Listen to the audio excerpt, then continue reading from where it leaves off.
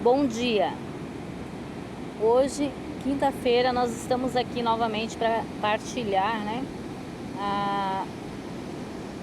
três capítulos, dois curtos e um capítulo um pouquinho maior do livro da Honra ao Perdão Divino. Primeiro capítulo desta parte do livro. Fim de ano, início de uma nova etapa, novo ano. O Deus das certezas, abre aspas. A felicidade e a misericórdia certamente me acompanharão todos os dias de minha vida, e habitarei na casa do Senhor por dias sem fim. Fecha aspas. Salmo 23, 6, Bíblia King James atualizada. Davi não disse, talvez a bondade e a fidelidade me acompanharão, ou possivelmente a bondade e a fidelidade me acompanharão, ou ainda, tenho palpite de que a bondade e a fidelidade me acompanharão. Davi poderia ter usado uma dessas expressões, mas não usou. Ele cria no Deus das certezas, o qual faz promessas infalíveis e proporciona um fundamento seguro. Davi teria amado as palavras de um de seus sucessores, o apóstolo Tiago. Ele descreve Deus como, abre aspas, toda boa dádiva e todo dom perfeito vem do alto, descendo do Pai das luzes, em quem não há oscilação, como se vê nas nuvens inconstantes. Fecha aspas. Tiago 1,17, Bíblia King James atualizada.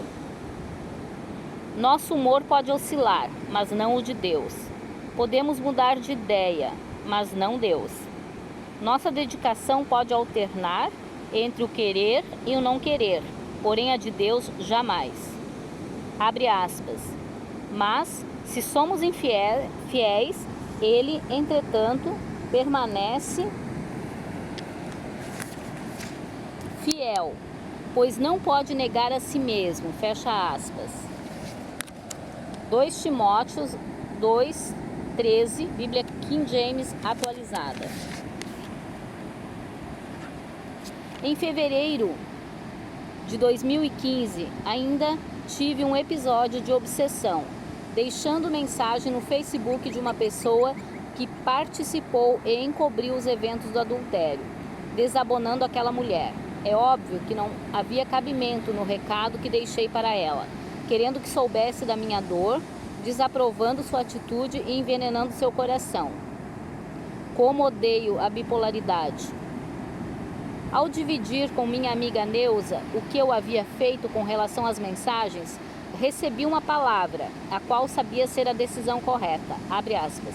Gorete, você mais do que ninguém sabe que a libertação vem através do perdão declarado e da entrega total de nossos fardos a Deus. Vejo que tanto ela como quem possa tê-la ajudado necessitam de compaixão. São criaturas com a necessidade urgente de encontrarem Jesus. Glória a Deus que o encontramos e glória a Deus que hoje sabemos que Ele nos ama e tem cuidado especial por nós. Ele está contigo, você já o encontrou. Descanse nele, você é muito especial. Beijo. Fecha aspas. Essas fases obsessivas, segundo o psiquiatra, são compreensíveis, principalmente pelo fato de eu ter ficado 8 anos sem medicação. Destarte, novamente foi readequada minha medicação. Introduzi um medicamento à noite, chamado Tegretol 200 mg. Não foi muito tranquila a mudança da medicação. Em resumo, à noite eu estava fazendo uso de 400 mg de Seroquel, 200 mg de Tegretol e 0,25 mg de Rivotril sublingual. Consequência, deixando-me zonza no dia seguinte e meio trêmula. Entre parênteses, efeito do Tegretol. Os efeitos colaterais do novo medicamento perduraram mais ou menos 5 a 7 dias. Outro capítulo. Uma ligação telefônica, uma idazinha ao passado. Num determinado dia, recebi uma ligação em meu celular que me fez viajar novamente a meu passado mundano. Que horror, novamente não. Mas ao contrário, essa ligação foi para testificar em meu coração que eu estava representando bem o reino de Deus a algumas pessoas de minha vida pretérita. Uma ex-colega de trabalho me ligou para pedir perdão por algo que ocorrera há mais de uma década. Explico. Aquela colega tinha sido uma das pessoas que contara a meu ex-marido, lá por volta do ano de 2003, a respeito da minha vida adúltera. Agora ela havia encontrado na rua de sua cidade uma mulher muito conhecida dela, que, naquele tempo pretérito, trabalhava com meu ex-marido. Aquela pessoa não a olhou nos olhos e minha ex-colega ficou muito intrigada com aquele ato. Fê-la lembrar que, após contar àquela mulher a respeito de minha vida dupla, inclusive relatando detalhes sórdidos de minhas aventuras sexuais fora do casamento, houve nossa separação judicial, seguida do divórcio. Aquele encontro fez com que ela meditasse a respeito do que ocorrera há uma década atrás. Segundo ela, começou a se sentir culpada por minha separação no casamento, arrependendo-se da fofoca que fizera, imaginando ter sido o suficiente para desencadear o processo de divórcio, levando-a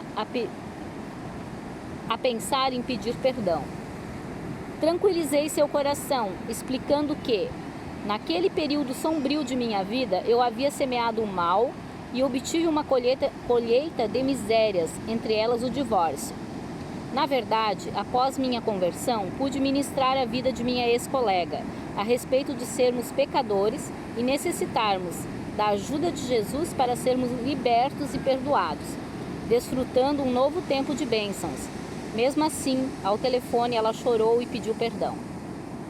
Apesar de aquela conversa ter me levado ao passado, entendi que o Espírito Santo estava trabalhando na vida daquela pessoa e agradeci a Deus por uma oportunidade destas, poder falar de meu arrependimento e mudança de vida.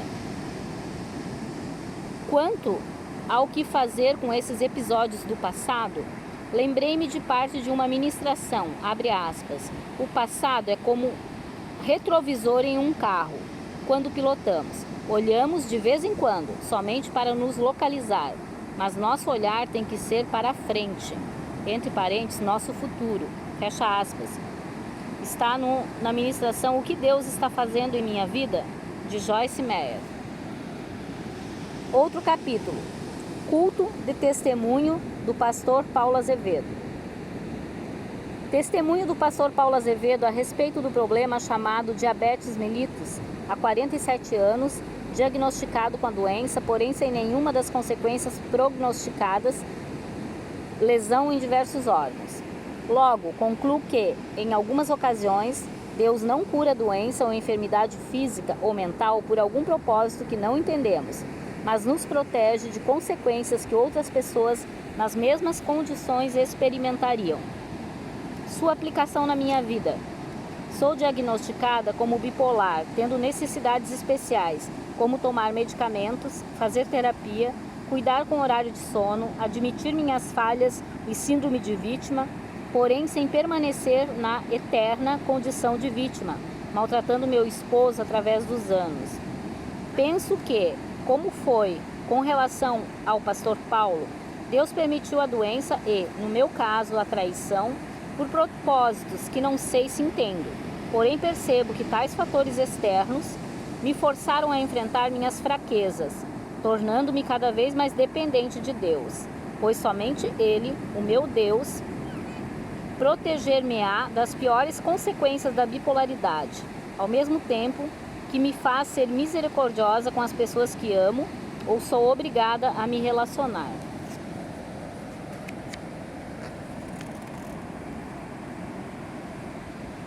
Como já mencionei nas páginas anteriores, eu era uma pessoa egoísta, orgulhosa e religiosa na minha relação conjugal. Foi pela pior forma, após permitir em meu peito um coração cheio de dor e mágoa, que passei a valorizar mais meu tempo com meu amado Miguel e diminuir até cessar a manipulação que eu praticara ao longo dos anos. Do mesmo modo, lembrei-me do comentário a respeito de uma passagem da Palavra de Deus, no Evangelho de Marcos, capítulo 8, versos 22 a 25, abre aspas. E chegou a Betsaida, e trouxeram-lhe um cego, e rogaram-lhe que lhe tocasse. E, tomando o cego pela mão, levou-o para fora da aldeia, e, cuspindo-lhe nos olhos e impondo-lhe as mãos, perguntou-lhe se via alguma coisa. E, levantando ele os olhos, disse: vejo os homens, pois os vejo como árvores que andam. Depois tornou a pôr-lhe as mãos nos olhos, e ele, olhando firmemente, ficou restabelecido, e já via ao longe e distintamente a todos. Comentário 8/25, ficou restabelecido. Esta cura em Betsaida é o único caso de uma cura gradual efetuada por Jesus. Foi registrada para que saibamos que nem toda cura divina é instantânea. Em alguns casos, o poder divino aniquila a enfermidade devagar. Fecha aspas. Comentário da Bíblia de Estudo Pentecostal, Almeida Revisada e Corrigida, 2014, página 1476. Essa passagem dispensa maiores comentários. É fato, sou bipolar, em cura gradual. Enfim, tive que recomeçar, orando e contando com a misericórdia de Deus. Enquanto eu estava cada vez mais próxima da cura, houve alguns episódios tanto benéficos como maléficos. Num determinado dia, recebi a visita de uma pessoa que estava mudando de residência de Lages para a capital. Eis que eu não estava preparada para tratar de assuntos idênticos à minha história recente. Foi um teste espiritual para mim, resultando em um desastre emocional completo. Aprendi que se faz salutar estarmos sempre vigilantes com relação às nossas emoções, orando e clamando pela proteção do Espírito Santo. Fiquei muito chateada com aquelas notícias. Não busquei sabedoria para tratar com a visita e, mais tarde, tive uma crise nervosa, afetando completamente a rotina de nossa família. Mais tarde, de forma racional e espiritual, pude avaliar a informação. Recebi a seguinte mensagem de apoio de minha terapeuta, abre aspas, querida, isso mostra que tudo o que aconteceu no seu casamento veio do inferno, do diabo, e que você não foi o único alvo. Você não é a menos amada das mulheres e, nem seu marido, o pior dos homens. Deus está cuidando de você, fecha aspas. Sim, Deus cuidou de cada detalhe. Fui retirada da cidade onde os fatos ocorreram pouco antes de a verdade vir à tona. Não permitiu que eu encontrasse, mesmo que por acidente, a ex-amante de meu esposo, na época em que me encontrava muito fragilizada. Outra constatação: meu esposo jamais cogitou a possibilidade de me deixar para ficar com ela. Não fui submetida a nenhuma situação vexatória. Ele rompeu com todos os laços que o prendiam àquele pecado. Ao contrário, com a pessoa que me visitou, a situação de traição no casamento que ela sofreu foi piorada com o divórcio.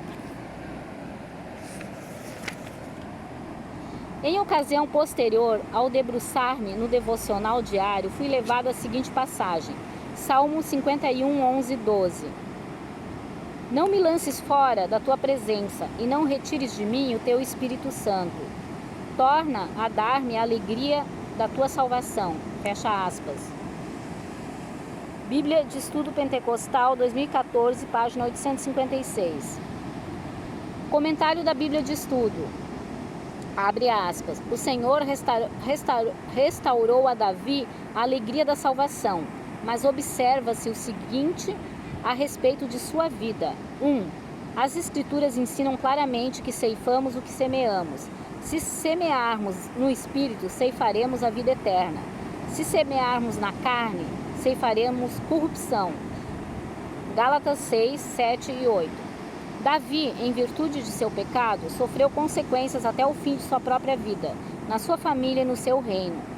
Entre parênteses, 2 Samuel 12, de 1 a 14. Mas Deus se revela através de sua palavra, e assim isto veio a mim em outra meditação. Salmo 50, 6. Abre aspas. Os céus proclamam a sua justiça, porque é o próprio Deus quem julga. Fecha aspas. Foi uma paulada. Deus é o juiz, não eu. Como se não bastasse, fui admoestada através de uma ministração no culto de 22 de fevereiro, Evangelho de Mateus 17, de 1 a 6, sobre a transfiguração de Jesus diante de João, Pedro e Tiago. Conta esta passagem que Jesus os levou ao Monte Horebe e ali apareceu, ao lado de Elias e Moisés, trazendo grande revelação aos seus discípulos. Porém, Pedro interrompe aquele fenômeno, falando antes da hora e se oferecendo para fazer 3 tendas, uma para Jesus, outra para Elias e outra para Moisés. Na ministração, foi-nos apresentado um cenário muito comum na vida de um cristão. Quando estamos para receber uma grande revelação do próprio Jesus, antecipamo-nos, querendo dar um jeitinho para Deus, ou fazendo uso de algumas passagens bíblicas isoladas para exortar alguém. Fui muito constrangida, a misericórdia para com meu esposo. Também consegui entender que, às vezes, somos muito duros conosco, querendo que nos vejam como pessoas perfeitas. Quanto a isso, fui tranquilizada por Jesus, pois desde que comecei a escrever esse testemunho, não foram poucas as vezes em que questionei o que ouvira do Espírito Santo, lá no início de 2013. Por vezes, verão a transcrição de todos os fatos ocorridos, através de minha visão doentia. Outras, no entanto, registrei como fui acalentada e admoestada por pessoas mais sábias. Ainda na ministração do dia 22 de fevereiro, pastor Gabriel Azevedo entrega à igreja algo da parte de Deus a respeito de não mantermos um véu diante de nossa face, como foi com Moisés, o qual, após receber tanto de Deus que sua face brilhava, usou um véu para que não fosse percebido que a glória de Deus em sua vida ia diminuindo.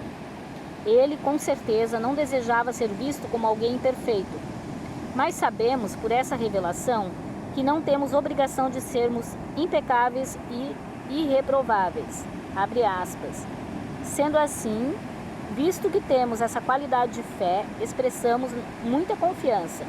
Não somos como Moisés, que se cobria com um véu sobre a face, para que os filhos de Israel não observassem que o resplendor em seu rosto estava se dissipando. E, por isso, a mente dos israelitas se fechou, pois até hoje o mesmo véu permanece quando é lida a antiga aliança, não foi retirado, porquanto é somente em Cristo que ele pode ser removido. De fato, até nossos dias, quando Moisés é lido, um véu cobre seus corações. Contudo, quando alguém se converte ao Senhor, o véu é retirado. O Senhor é o Espírito, e onde quer que o Espírito esteja, ali há liberdade. Mas todos nós, que com a face descoberta contemplamos, como por meio de um material espelhado, a glória do Senhor, conforme a sua imagem, estamos sendo transformados com glória crescente na mesma imagem que vem do Senhor, que é o Espírito. Fecha aspas. 2 Coríntios 3, 12 a 18, Bíblia King James atualizada. Assim como Moisés, vivi durante um tempo, logo após a minha conversão, com um véu, com a face coberta pela religiosidade e orgulho, sejam ou não explicados pela doença da bipolaridade. No entanto, creio que Deus quer que eu aceite as minhas imperfeições, expostas neste testemunho, assim como a vulnerabilidade de meus amados, sabendo que estão sendo aperfeiçoados em nossas fraquezas, estamos sendo aperfeiçoados em nossas fraquezas, para nos tornarmos cada dia mais parecidos com Jesus. Na consulta à psicóloga, no dia 3 de março, mais uma vez reclamei de como era ruim eu não poder, de uma vez por todas, esquecer o pior episódio da minha vida emocional, a traição. Salientei que nunca, a partir de 12 de abril de 2013, entre parênteses, quase 2 anos antes, consegui passar um único dia sem lembranças negativas daquele fato danoso em minha vida. Fui questionada a respeito do que ocorria a cada dia em que eu continuava lembrando. Falei a verdade, eu ainda não me conformava de que houve uma vontade permissiva de Deus a respeito do que sofri. Todos os dias era afrontada pelas lembranças e, principalmente, pelo sentimento de comparação e de não ser adequada o suficiente para meu marido. Mas obtive a seguinte explicação, abre aspas, você precisa se perdoar, Gorete. Fecha aspas. Aquilo me confrontou. Perdoar-me do quê? Abre aspas. Você só se compara com a ex-amante de seu marido porque acha que teve culpa no que houve e não se perdoa. Então precisa se perdoar. Quando Miguel decidiu te trair, você não poderia nada fazer para impedi-lo. Foi entre ele e o pecado. Mesmo que você tivesse negligenciado no casamento, isso não o autorizou a pecar. Há muitas esposas imperfeitas sem que os esposos as traiam. Fecha aspas. E continuou, abre aspas. Depois de se perdoar, se você lembra disso todos os dias, todas essas ocasiões exigem uma liberação de perdão ao seu marido. Se você lembrar da dor que sentiu e o que ele fez, não foi dela, entre parênteses, a ex-amante, também a culpa. Você liberará 730 vezes o perdão. Se você há 2 anos lembra, necessita de 730 vezes de atitude de liberação de perdão, fecha aspas, entre parênteses, sentença hipotética. Em casa, com meu marido, falei para ele a respeito da conversa que tive com minha terapeuta. Fiz com que ele ouvisse tudo, sem se irar. Porém, desta vez foi diferente. Realmente orei antes de falar a ele das últimas lembranças. Ele chorou comigo e entendeu a necessidade de que eu cite para mim mesmo o fato e de como preciso perdoá-lo novamente todos os dias. Incrível. Para mim foi completamente libertadora a prática que minha terapeuta sugeriu. Ainda em abril, fui assolada, agora com um sofrimento físico persistente em meu corpo. Sofri dores dilacerantes na coluna vertebral, em virtude de 2 hérnias de disco. No início eram dores suportáveis, apesar de incômoda. Entre muitas idas e vindas, até em madrugadas, a postos de pronto atendimento, para administração de medicamentos fortíssimos, de forma intravenosa, até o dia que não suportei mais a dor, mesmo fazendo hidroginástica e fisioterapia. Consultei um médico especialista em coluna. Graças a Deus, havia recebido certo valor financeiro judicialmente, o que me permitiu uma consulta médica particular. Mas era visível o agir das trevas ainda em nossas vidas, com nossas finanças. No dia 14, finalmente chegou a esperança da intervenção divina no procedimento da coluna. Foi um procedimento aparentemente inofensivo, porém senti bastante dor na aplicação da medicação diretamente na região afetada. Contudo, já no primeiro dia, houve 70% da dor desaparecendo, segundo o médico, indicando o sucesso total do procedimento. Em outra ocasião, fui fortemente confrontada com o testemunho do pastor Luciano Subirá, em seu livro, abre aspas, O Agir Invisível de Deus, fecha aspas, principalmente na seguinte passagem, abre aspas, de fato, Deus prometeu a vitória sobre o inimigo, mas isso não significa que eu nunca sofreria um acidente como o que eu sofri, pois foi uma vitória sobre Satanás. Como disse o anjo, se isto não tivesse acontecido, e, consequentemente, se eu não tivesse sido freado, eu poderia até mesmo ter perdido o meu ministério. Isto sim teria sido uma derrota. O acidente, porém, não foi uma derrota, foi uma vitória. Foi a forma como Deus não apenas me livrou de um ritmo perigoso, mas também redirecionou o meu ministério e começou a tratar do meu caráter e da minha alma de uma forma mais profunda, fecha aspas. Restauração familiar, Luciano Subirá.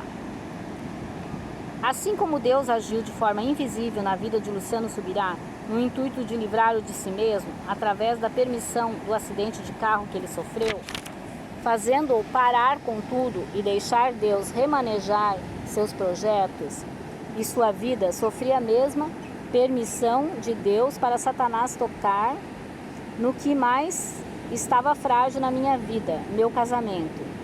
Se algo não tivesse acontecido, e eu e meu esposo eu e meu esposo continuaríamos agindo conosco no comando, colocando os meus ministérios na igreja local acima do meu casamento e brincando de ser crente.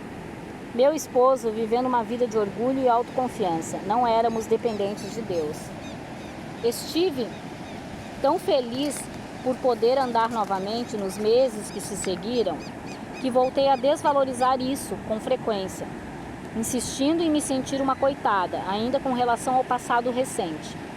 Quando num determinado dia de sábado estava muito bem emocionalmente, de repente voltei a sentir uma dor terrível na coluna, e era exatamente como 100% do que tinha anteriormente. Tive que ir a um pronto atendimento e lá fiquei por horas recebendo morfina por meio intravenoso. Tomei a dose máxima e mesmo assim a dor não cedeu. Em consulta de retorno com um especialista, foi-me dado o prognóstico de cirurgia para colocar pinos na coluna. Fiquei arrasada com essa única possibilidade de cura. No pronto atendimento, quando estava indo embora, mudou o médico de plantão e ele me sugeriu uma segunda opinião em uma clínica onde ele trabalhava. E também uma excelente clínica da capital. Sendo assim, resolvi suportar a dor da forma que Deus me permitisse, até consultar com aquele profissional. Tive diversas crises de dor intensa e muito me arrependi de não ter levado a sério minha saúde, buscando perder peso e fazer exercícios com constância. Um efeito de toda minha instabilidade foi uma conversa bem difícil com minha líder e supervisora, as quais, diante de algumas recaídas, estavam a ponto de me desqualificar a ir novamente a Brasília, em viagem missionária, que seria no mês de junho. Ocorre que o meu quadro de problema na coluna fez esse papel. Não havia a menor chance de fazer aquela viagem. Realmente, Deus faz infinitamente mais do que pensamos. Creio que, em alguns momentos, imaginei que Deus não estava nem aí comigo. Que absurdo! Deus não nos deixará jamais, e como ele também declarou, abre aspas, nem um fio de cabelo pode cair de nossa cabeça sem que ele saiba. Salomão respondeu, se ele se mostrar confiável, não cairá nem um só fio de cabelo da sua confiança. Mas se nele se descobrir alguma maldade, ele morrerá. Fecha aspas. 1 Reis 1:52. Alguns acontecimentos testificaram essas afirmativas bíblicas. Lembrança daquela palavra profética, que era o tempo de viver, amar e sonhar novamente? O que isso quer dizer? Eu estava fadada a permanecer numa situação de dor constante na coluna ou fazer uma cirurgia para a colocação de pinos, o que eu realmente não queria. Ocorre que em uma travada que tive na coluna, agora em junho, desesperei-me. Porém, meu esposo, altamente otimista, levou-me a um outro profissional, o qual me deu a opção de fazer mais um procedimento paliativo para cessar a dor, uma aplicação de radiofrequência no ponto de compressão do nervo ciático, que já não me permitia mais nem caminhar. Marquei a cirurgia minimamente invasiva, fui fazer exames pré-operatórios e já me dei por feliz. Acontece que, abre aspas, Deus faz infinitamente mais do que pensamos, fecha aspas. E naquele dia em diante da consulta, não mais senti dor na coluna. Fui curada milagrosamente. Um milagre já era suficiente. Porém, depois de 2 semanas sem dor, começamos a pensar na opção de fazer, ao invés do procedimento na coluna, uma cirurgia chamada mamoplastia redutora. O que, além do meu sonho, poderia interferir positivamente na questão das dores na coluna. No início, eu não acreditava que poderia realizar essa cirurgia que sonhei por mais de 20 anos. Busquei um excelente profissional da cirurgia plástica e marcamos a mamoplastia para 28 de julho. Lembrei-me então das promessas de Deus a respeito do seu cuidado com minha vida, de cada detalhe. Sei que a melhor estética não tem o poder de mudar minha identidade em Deus. Tenho que me amar por ser sua imagem e semelhança.